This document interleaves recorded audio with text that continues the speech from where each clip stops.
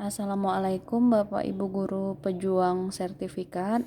Sudah lama ya saya tidak muncul membahas soal PPG. Kali ini kita akan kembali dengan semangat baru di masa pandemi ini untuk kembali membahas soal PPG Matematika.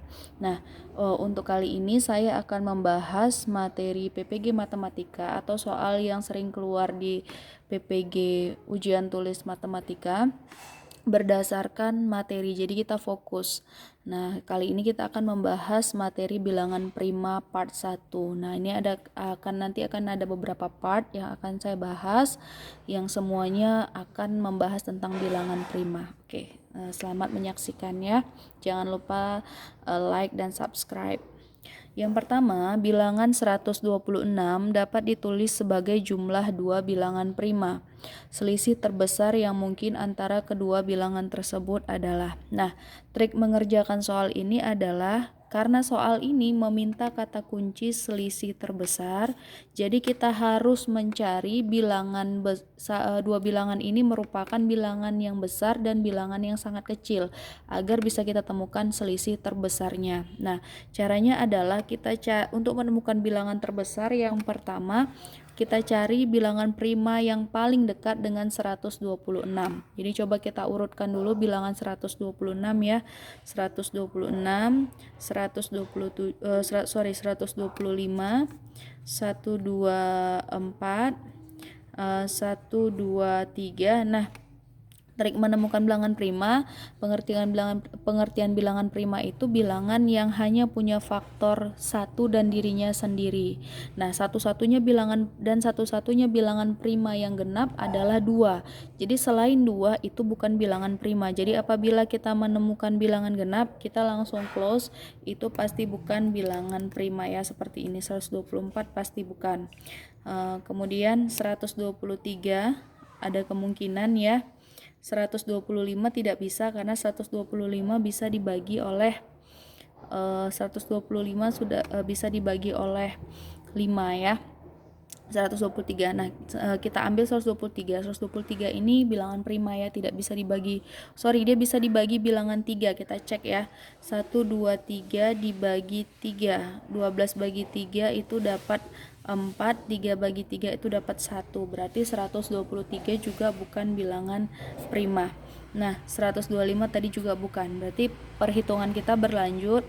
122 bukan genap. 121 kita cek 121 apakah bilangan prima. 12 kalau kita pecah 12 ya 121 bilangan prima ya. Ya, kita simpan 121 bilangan prima.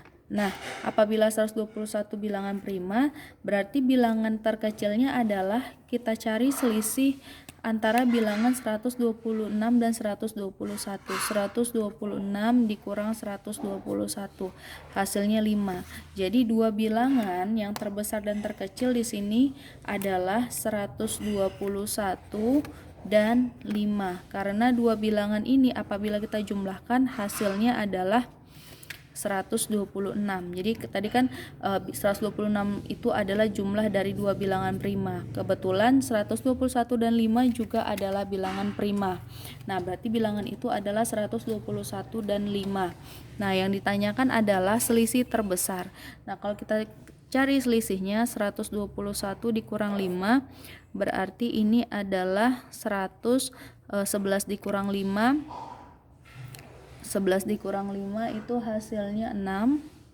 Kemudian turun 1 berarti 116 hasilnya. Kita cek di option, adakah 116? Ternyata tidak ada di option. Nah, pengalaman Bapak Ibu ini juga pernah saya temukan waktu saya sedang mengikuti UTN, ada yang tidak muncul di dalam option. Nah, jadi kita harus mencari pilihan yang lain. Ya, caranya adalah coba kita urutkan terus selanjutnya 121, 120 genap bukan, 119 kita cek 119. Kalau kita pakai 119, selisihnya dengan 126 adalah 7. Ya, 7, 119 dan 7. Nah, kita cek 119 dikurang 7 berarti 112. Nah, jawabannya adalah 112. Baru kita cek di option, adakah 112? Ternyata ada. Jadi Bapak Ibu bisa jadi jawaban yang ada di option itu bukanlah jawaban yang paling tepat. Ya, tapi kita harus menemukan cara lain agar kita bisa menemukan jawabannya yang sesuai dengan option. Jadi kuncinya harus sesuai dengan option, begitu triknya ya. Nah, kemudian kita bergerak ke soal yang kedua. Hasil kali dari N dikali M kuadrat adalah 40.000. Nilai dari M tambah N yang memenuhi syarat M dan N bukan faktor dari 10 adalah. Jadi maksud soal ini adalah ada dua bilangan M dan N yang apabila perkaliannya dikuadratkan hasilnya 40.000. Dan penjumlahan M dan N itu berapa? Itu yang ditanya ya. Tapi memiliki syarat M dan N bukan faktor dari 10. Nah, caranya yang pertama, ini N dikali M adalah 40.000, berarti N dikali M adalah akar dari, kita munculkan akar untuk menghilangkan pangkat 2 ya, atau kuadrat. Nah, berarti N dikali M adalah akar dari 40.000, berarti N dikali M adalah akar 4 itu 2, nolnya 4 berarti kita ambil 2, berarti M dan N adalah 200. Nah, faktor dari 200 inilah yang akan menjadi M dan N, penjumlahannya itu nanti yang akan kita cari. Nah, tapi dia punya syarat tidak boleh faktor dari 10. Jadi kita jabarkan dulu, kita pecah. 200 ini berarti 2 dikali 100 atau 2 dikali 10 pangkat 2, kemudian 2 dikali 10 ini faktornya kita pecah karena tidak boleh faktor dari 10 ya. 2 dikali 5 pangkat 2, kemudian 2 dikali 2 pangkat 2 dikali 5 pangkat 2, karena pangkat ini kalau dia di dalam akar berarti semua yang perkalian angka di dalam kurung ini harus dipangkatkan 2 ya. Berarti 2-nya menjadi 2 pangkat 1 dengan 2 pangkat 2. Kita jumlahkan pangkatnya karena ini perkalian. 1 ditambah 2, 2 pangkat 3 dikali 5 pangkat 2. 2 pangkat 3 itu 8, 5 pangkat 2 itu 25. Nah, inilah dua bilangan itu. Karena tidak ada aturan M harus besar dari N atau sebaliknya, maka kita boleh acak misalkan M itu 25 dan N itu 8. Nah, nilai dari M tambah N yang memenuhi syarat M dan N bukan faktor dari 10. M dan N terbukti bukan faktor dari 10 ya. 25 dan 8 bukan faktor dari 10. Nah, yang ditanya adalah M tambah N. Jadi tinggal kita jumlahkan saja.